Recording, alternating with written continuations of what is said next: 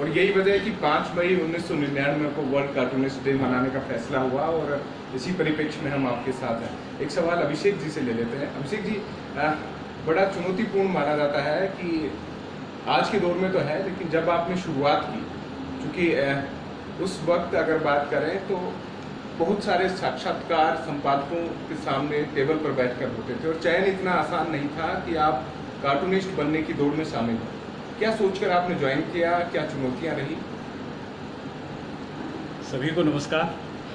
देखिए, हिंदुस्तान की जो आबादी है इस समय वो 135 करोड़ से भी ज़्यादा है, लेकिन कार्टूनिस्ट कितने हैं हिंदुस्तान में? हिंदी में हम बात करें तो हाथों की उंगलियों के बराबर नहीं है ना। तो फिर कार्टूनिस्ट बनता कैसे है?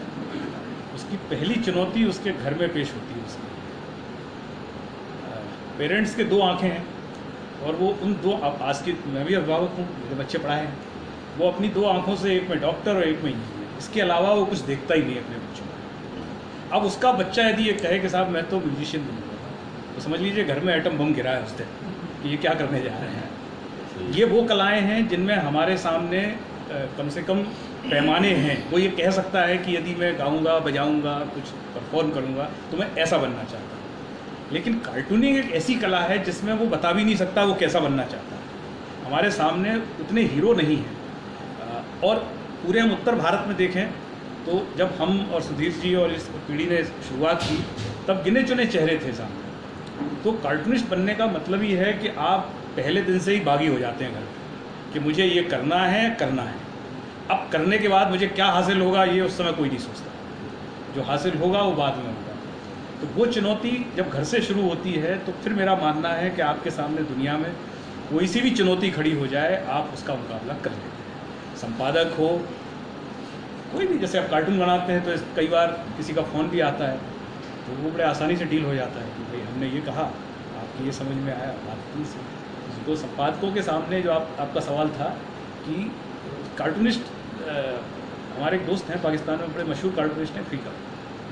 उनका कहना ये था कि हमको 2 बार नौकरी से इसलिए निकाला गया कि कार्टूनिस्ट को ये लगता, संपादक को ये लगता था कि ये ज़्यादा पॉपुलर है अखबार में।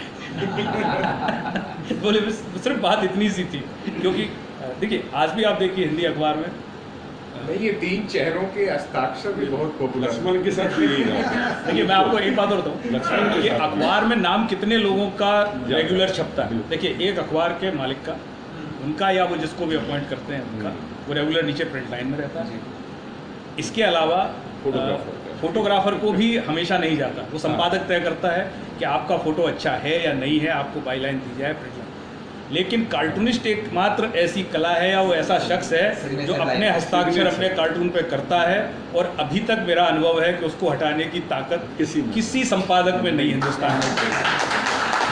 लेकिन इसके साथ में जब वो अपने साइन करता है तो उतनी ही जिम्मेदारी उसके अंदर रहती है।